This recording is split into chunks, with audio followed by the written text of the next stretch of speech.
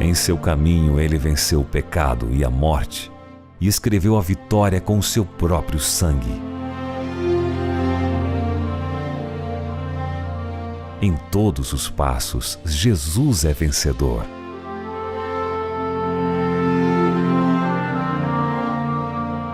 Em todos os passos, ele abre caminho para a vida eterna.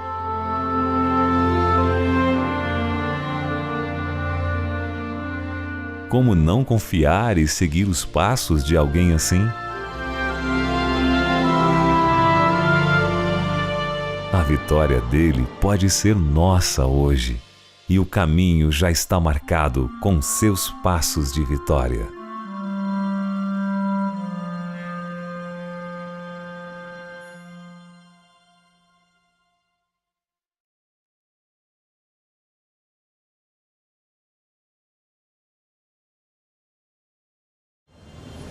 Bom, agora eu vou me apresentar de uma forma mais correta. Bom sábado, igreja. Bom sábado. É muito bom estar com vocês, estudar a semana aqui sobre Cristo, sobre os Evangelhos. E é um prazer imenso estar aqui com vocês. Bom, existe alguém hoje que está nos visitando pela primeira vez? Fora os meus pais? Fique de pé, meus pais. Quero apresentar a igreja.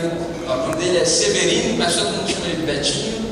Aí está minha mãe, Simone, e meu avô Aparecido, José Aparecido. Muito prazer, tá bom? É bom estar com vocês aqui. Que Deus abençoe vocês, tá? Qualquer mal entendido aí pode me procurar, tá bom? Abra sua Bíblia do Evangelho de Mateus. Mateus capítulo 28, do verso 18 ao verso 20. Mateus capítulo 28, do verso 18 ao 20. Passos de vitória. Estudamos essa semana sobre muitos assuntos. Vamos lembrar alguns. Estudamos sobre a fé do centurião. Estudamos sobre humilhação, a humilhação que Maria Madalena teve ao ir ao encontro com Jesus e ali despejar o seu perfume. Estudamos também sobre a justiça. Maria Madalena também foi perdoada pelo amor de Jesus em João capítulo 8. Estudamos também sobre outros assuntos como a morte de Cristo, que estudamos ontem, sobre o seu momento de morte. Hoje nós vamos estudar um assunto muito importante. Nós iremos estudar sobre a vitória de Jesus no Calvário. Irmãos, a grande lição que aprendemos em todos os evangelhos é que Cristo é vitorioso. Porque nem a morte conseguiu prender esse Cristo poderoso, aquele que venceu a morte por amor a nós. Mateus capítulo 28, verso 18 ao 20 diz assim: Jesus, aproximando-se, falou, dizendo: toda autoridade me foi dada nos céus e na terra.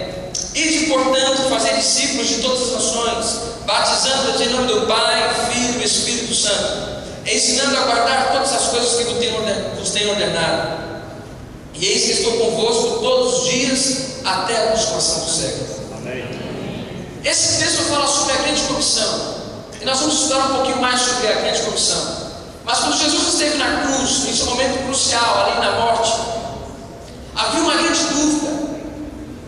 Porque Satanás pensava que havia derrotado Cristo.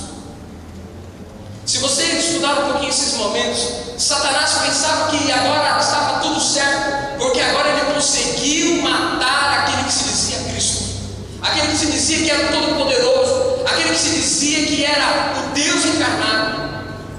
Sabe, ele pensava que estava agora o vitorioso, ao pensar que Jesus iria ressuscitar. Satanás agora estava apreensivo. A Bíblia diz que foram colocados guardas ali, e ali esperavam que ninguém o roubasse.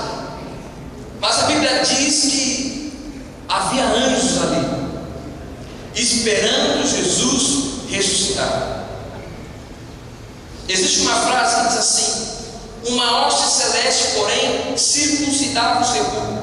Anjos magníficos em poder o aguardavam, esperando o momento de saudar o príncipe da vida. Amém. Eu fico imaginando os discípulos agora apreensivos. Jesus havia ensinado de que ao terceiro dia o que iria acontecer? a ressurreição. Alguns estavam tristes, como os discípulos de Emaús, desistindo já da esperança, a grande esperança, ver Jesus ressurreto. Mas a Bíblia diz que anjos estavam aguardando para saudar o príncipe da vida. Irmãos, e aí Jesus nos ensina sobre a importância da vitória. Depois de vencer o pecado na cruz e a morte na tumba, na conclusão do Evangelho de Mateus, lemos o testamento de Jesus para a igreja. Sua declaração, sua ordem e sua promessa são garantia de vitória. Amém.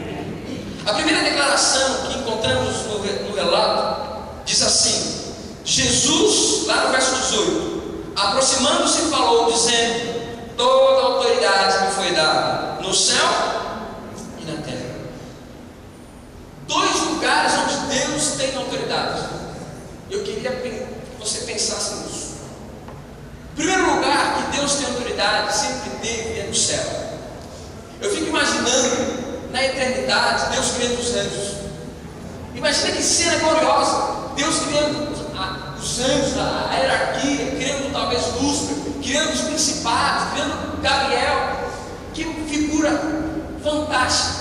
Jesus criando anjos para adorarem. Mas também eu vejo Jesus na cruz como aquele que venceu a morte e, portanto, agora estava tendo poder sobre quê? Sobre a terra. Quando Adão e Eva pecou, você lembra a história? A autoridade desse planeta foi dada para quem, irmãos? A quem foi dada a autoridade quando Adão e Eva pecou? Ao inimigo. O inimigo tomava posse desse mundo. Ele era o príncipe, ainda é o príncipe deste mundo. A sua vida agora se centrava aqui neste planeta. Mas quando Jesus, ali na cruz, morre estendido os seus braços, a autoridade passa a ser aquele que sempre deveria ser a autoridade, ao Jesus. Sabe, irmãos, talvez você tenha enfrentado problemas na sua vida. Eu já disse que muitas pessoas enfrentam problemas na família, talvez divórcios. Tem pessoas que enfrentam problemas na família com cura, com problemas de enfermidade. Existem pessoas que enfrentam problemas com os filhos. Mas eu quero dizer uma grande verdade para a igreja: Deus tem autoridade. Amém. E a autoridade não só está no céu como o poderoso, mas a autoridade está na terra. E pense nisso, Ele tem autoridade para mudar a sua história. Amém. Como mudou a história de muitas pessoas que estudamos aqui. Mas o texto não termina dizendo isso.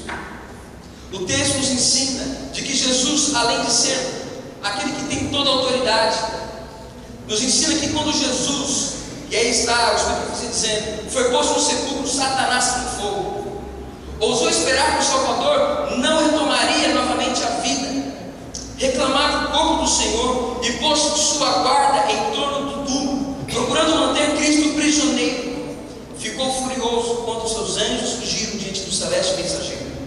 Ao ver Cristo sair em triunfo, compreendeu que seu reino chegaria a termo e que ele deveria morrer afinal. Quando Jesus morreu na cruz, pense bem nisso, Jesus estava declarando a sentença do diabo. Sabe, irmãos, tem gente aí que fica dando poder ao diabo, sabia disso? Tem gente aí que fica dando poder ao inimigo. Ah, as coisas são assim porque o diabo está fazendo isso. As coisas são assim porque o inimigo está agindo. Eu falo, ele age mesmo, mas para quem permite. Mas mais do que isso, na cruz Jesus declarou a sentença do diabo. Sabe, irmãos, se o poder do diabo está aqui, eu não consigo enxergar o poder de Deus. Sabe, irmãos, o seu Jesus é muito mais poderoso do que aquilo que pensamos. É muito mais poderoso daquilo que imaginamos, do que tentamos pensar. Se você ficar tentando imaginar o poder de Deus fica além da nossa compreensão. Mas a Bíblia diz que tragada a morte foi ali. Jesus venceu, foi vitorioso. O texto diz: ide, portanto, fazei discípulos a todas as nações. Essa é uma ordem. Aí está: ide, portanto, fazei discípulos a todas as nações, batizando em nome do Pai, do Filho e do Espírito Santo, ensinando-os a guardar todas as coisas que vos tenho ordenado. Jesus agora, depois de ter morrido na cruz, depois de ser vitorioso, deixando agora Satanás como um derrotado, como ele sempre foi, Jesus dá essa ordem aqui: ide. Mas o que está no imperativo não é o ide. O que está no imperativo é isso aí, ó: fazei discípulos.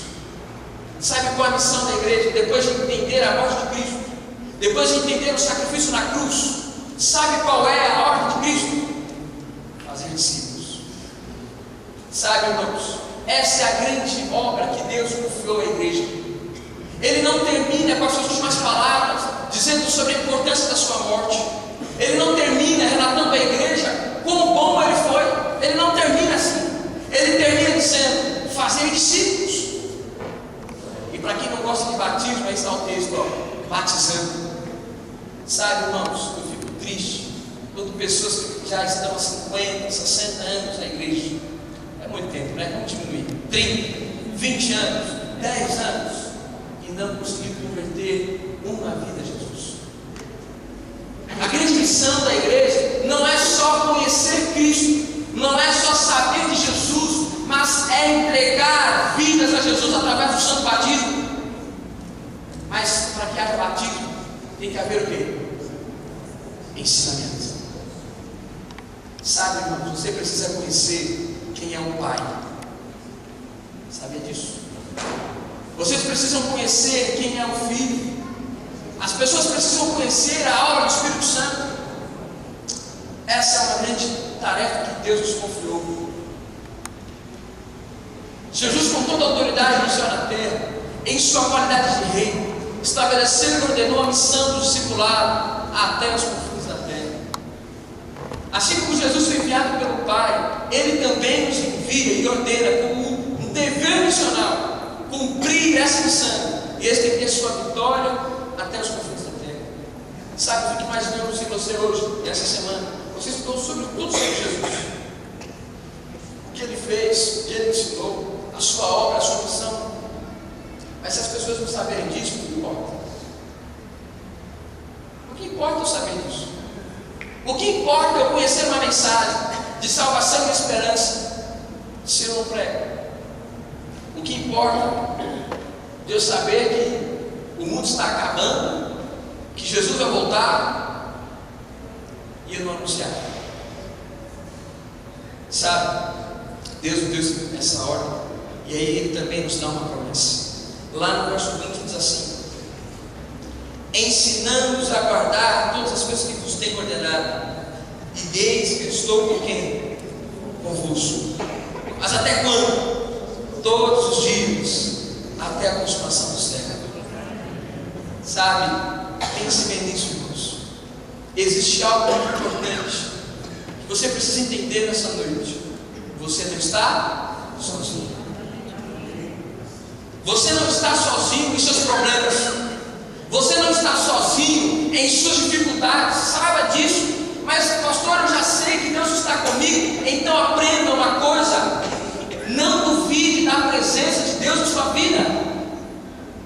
Sabe, eu estou com problemas, eu estou com dificuldades, eu estou com doença na família, eu estou com problemas no trabalho. Ei, você não está sozinho. Essa foi a promessa que Cristo nos deu.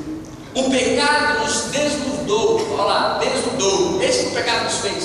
O pecado, quando Adão e Eva pecaram, a primeira coisa que eles sentiram, sabe qual foi? A vergonha da nudez.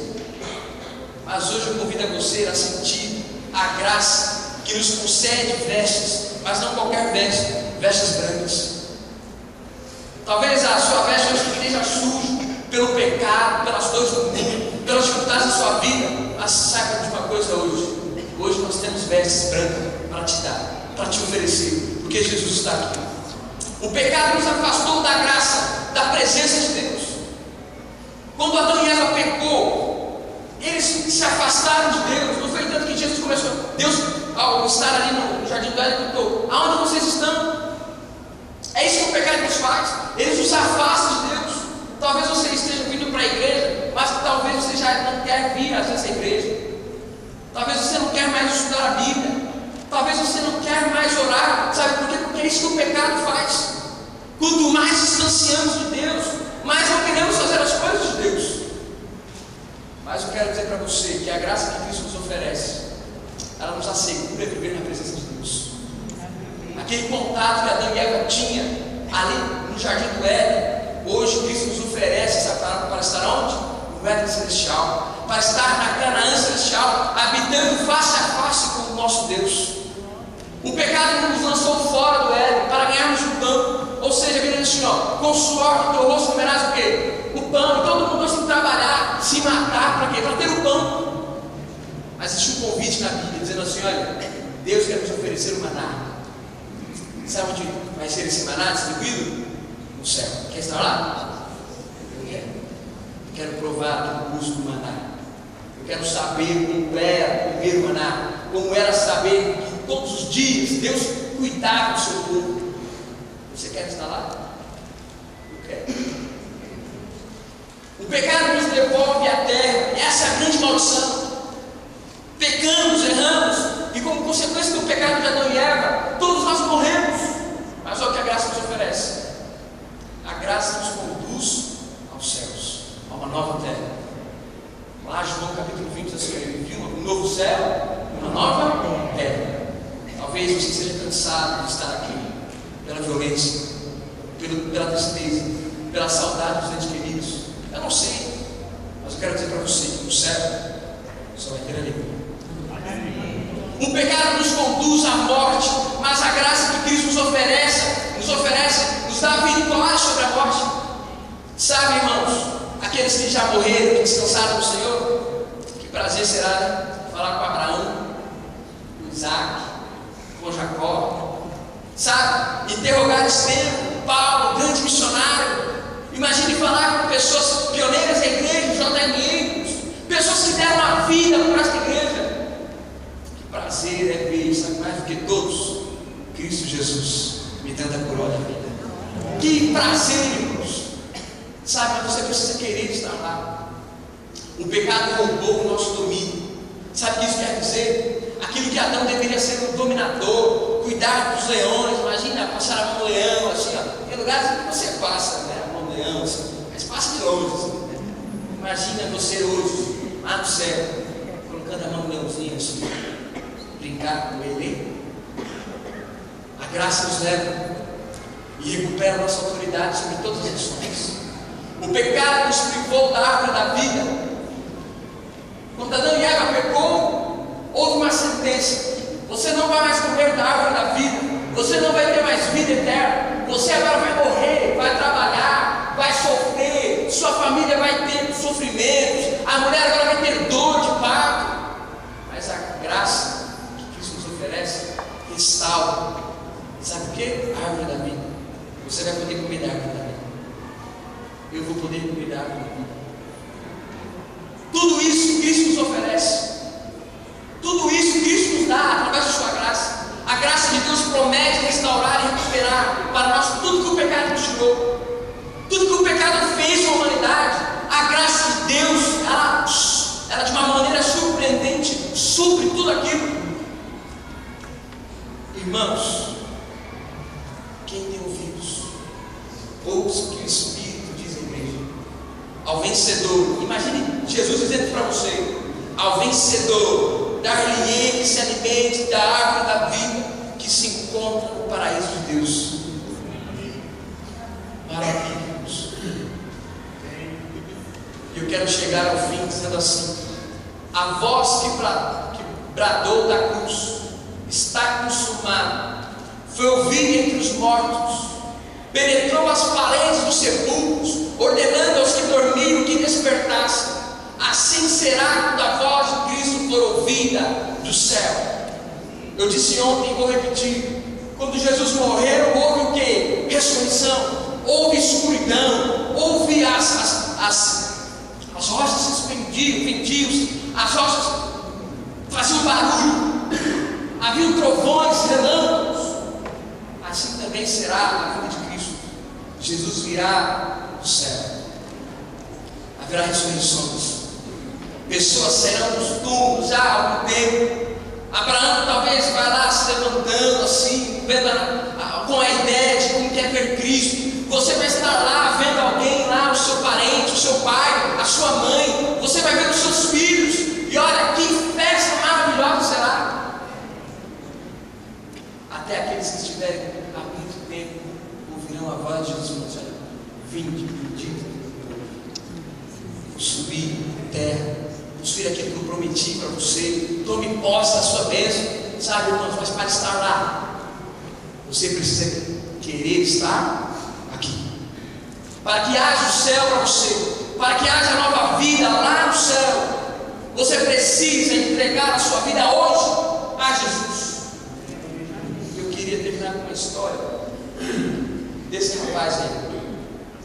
O nome dele é Quinan, significa viajante.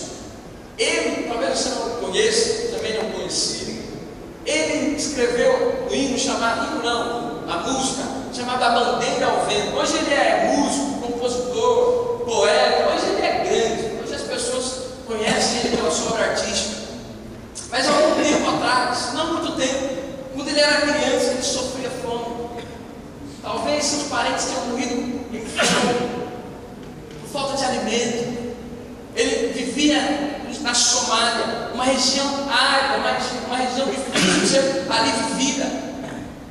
Mas ele escreveu essa música, que foi cantada na abertura da Copa da África do Sul.